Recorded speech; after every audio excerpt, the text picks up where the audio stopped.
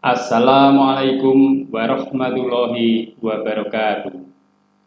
Selamat pagi anak-anak kelas 9.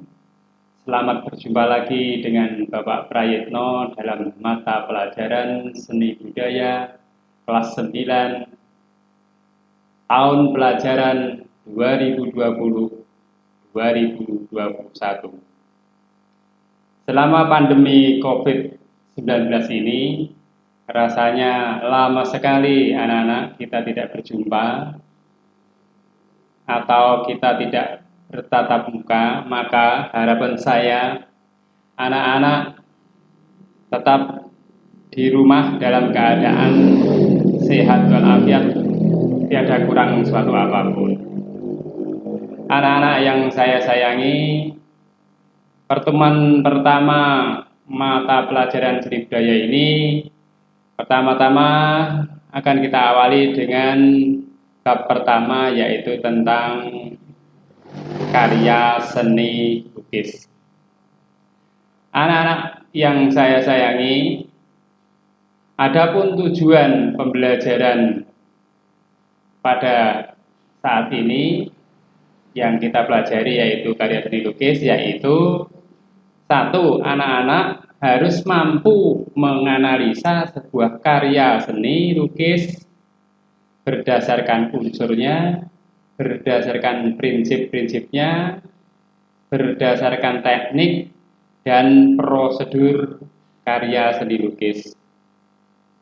Yang kedua, anak-anak harus dapat menciptakan sebuah karya seni, terutama seni lukis, dengan beragam bahan dan tekniknya.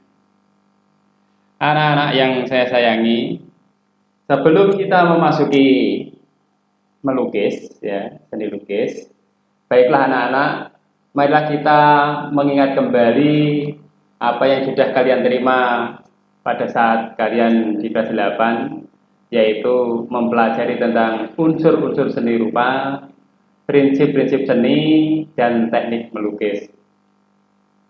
Nah, perlu saya jelaskan bahwa unsur-unsur seni rupa, atau kita ingat-ingat kembali ya, yang pertama yaitu untuk mengetahui bahwa karya seni itu mempunyai satu kesatuan yang harmonis, yang bagus, maka dalam karya seni itu, terutama lukis, itu ada beberapa unsur seni rupanya.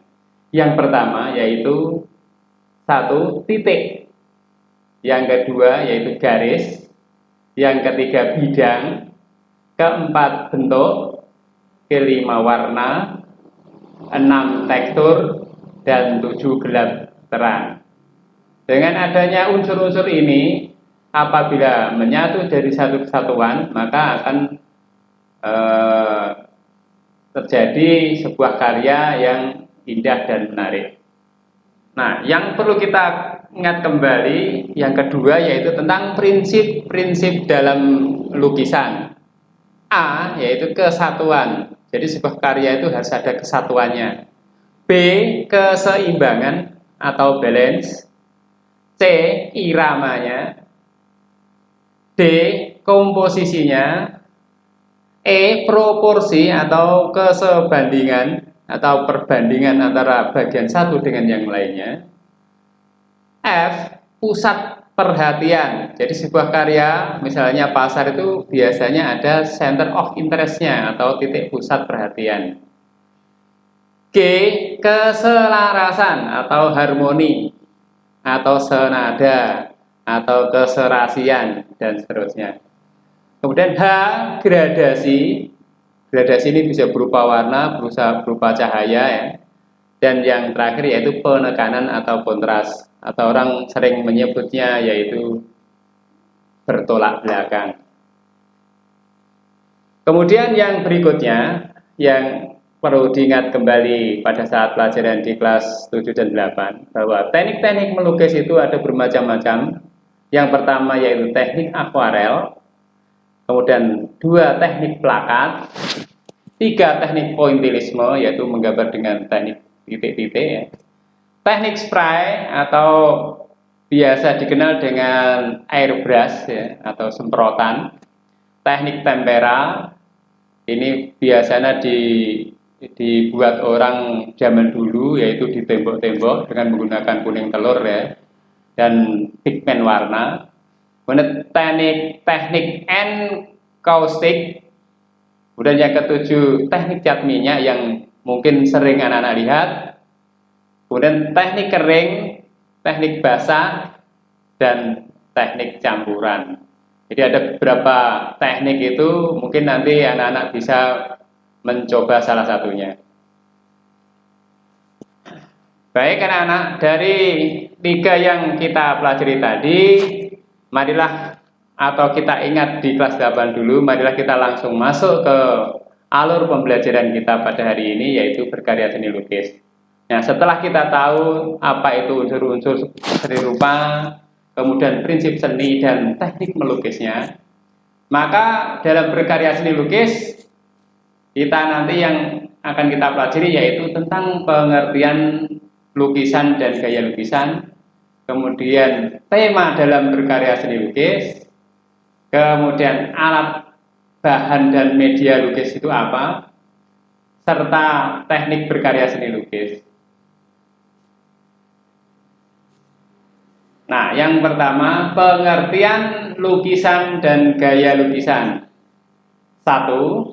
Pengertian seni lukis menurut Sudarso SP. Melukis adalah kegiatan mengolah medium 2 dimensi atau permukaan datar dari objek 3 dimensi untuk mendapatkan kesan tertentu dengan melibatkan ekspresi, emosi, dan gagasan pencipta secara penuh.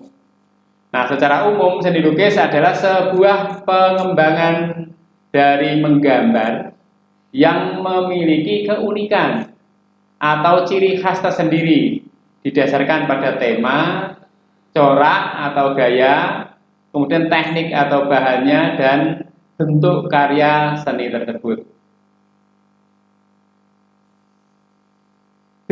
Aliran gaya lukisan. Nah, ini berdasarkan cara pengungkapannya, aliran gaya lukisan itu dapat dibedakan menjadi 3, yaitu representatif, kemudian deformatif, dan non-representatif.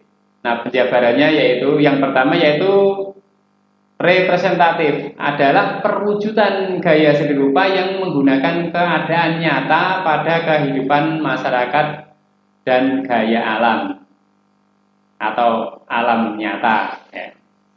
Kemudian gaya seni rupa yang termasuk dalam representatif adalah aliran naturalisme. Nah, natural, asli ya, yaitu aliran seni lukis yang penggambarannya alami atau sesuai dengan keadaan yang ada di alam. Kemudian yang kedua, hampir mirip dengan naturalisme, hanya beda sedikit mungkin, yaitu berupa aliran yang memandang dunia ini tanpa ilusi atau apa adanya tanpa menambah atau mengurangi objek. Penggambarannya sesuai dengan kenyataan hidup. Jadi apa adanya. Kalau misalnya ada menggambar orang yang memakai pakaian sobek, ya digambar apa adanya. Itu adalah aliran realisme. Kemudian yang berikutnya adalah aliran romantisme, yaitu aliran seni lukis yang lebih bersifat imajiner, menceritakan cerita dasar atau kejadian yang dramatis. Nah, itu digambarkan, ini contoh gambarnya.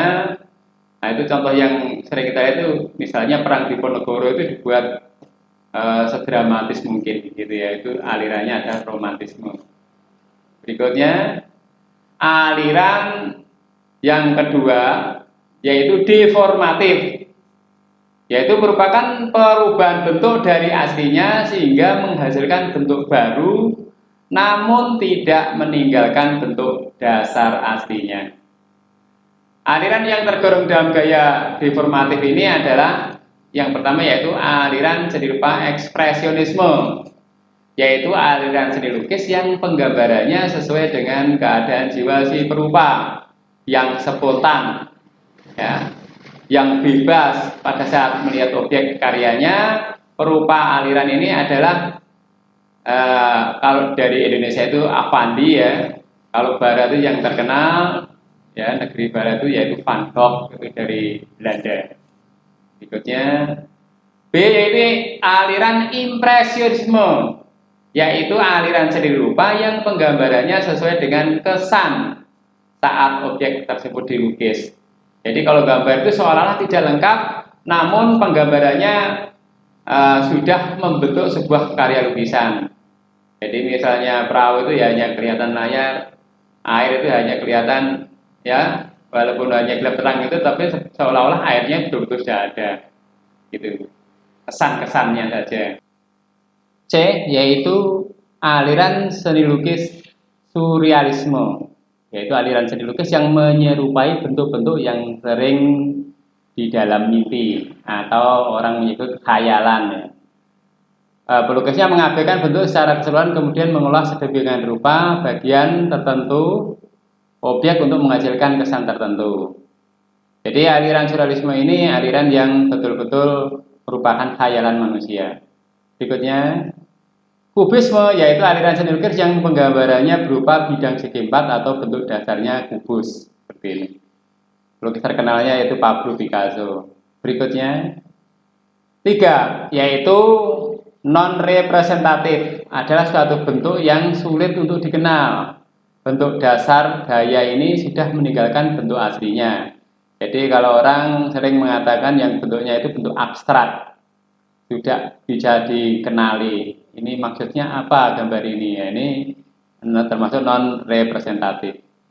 Berikutnya, nah kemudian untuk membuat karya seni yang baik, yang bagus, biasanya tema seni rupa itu ada beberapa atau konsep orang mengatakan itu dipengaruhi oleh yang pertama yaitu hubungan antara manusia dengan dirinya.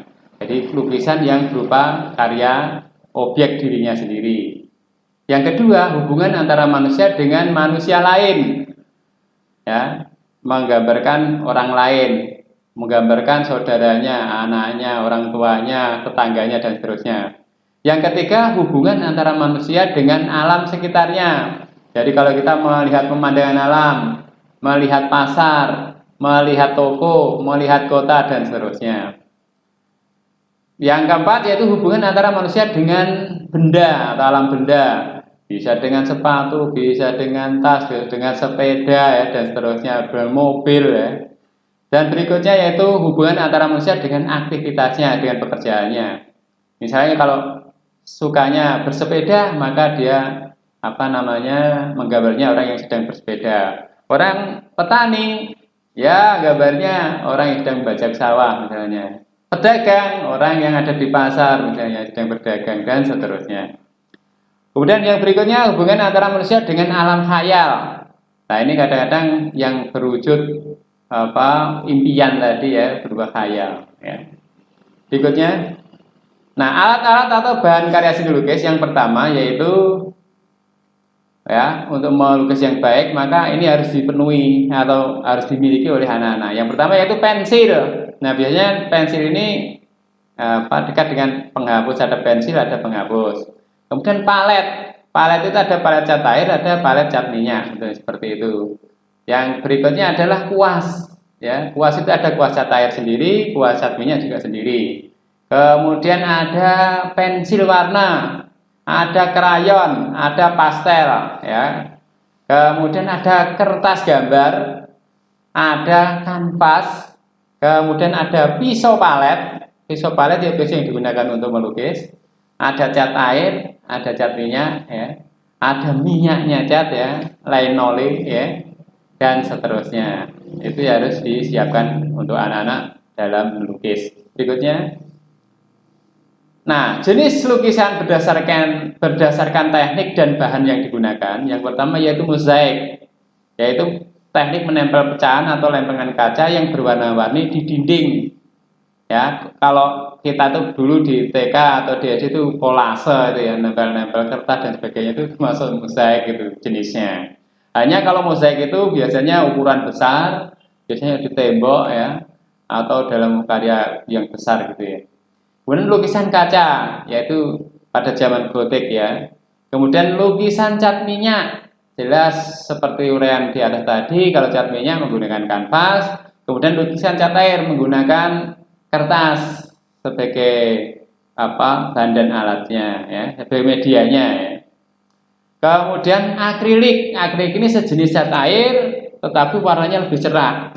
Kemudian yang terakhir ya lukisan batik, yaitu menutupi permukaan kain dengan lilin atau malam.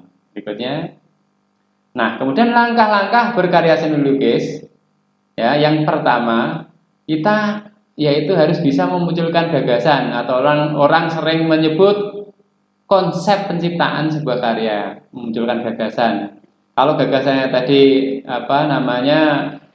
melihat dirinya sendiri, maka dia kepengen melukis dirinya sendiri. Kalau dengan orang lain, mungkin orang yang sedang berdagang, dia menggambarkan orang yang sedang berdagang. Lihat kota, ya, akan menggambarkan kota. Kemudian yang kedua, karya-karya itu tadi akan bagus apabila mempunyai sketsa atau rancangan gambar yang bagus. Jadi membuat sketsa apa yang kita pikirkan. Kemudian yang ketiga yaitu menentukan media berkarya. Nah, yang paling disukai cat air, cat minyak, atau krayon, atau pastel, ya, atau apa saja, ya, cat tembok dan lain-lain. Itu kita pilih.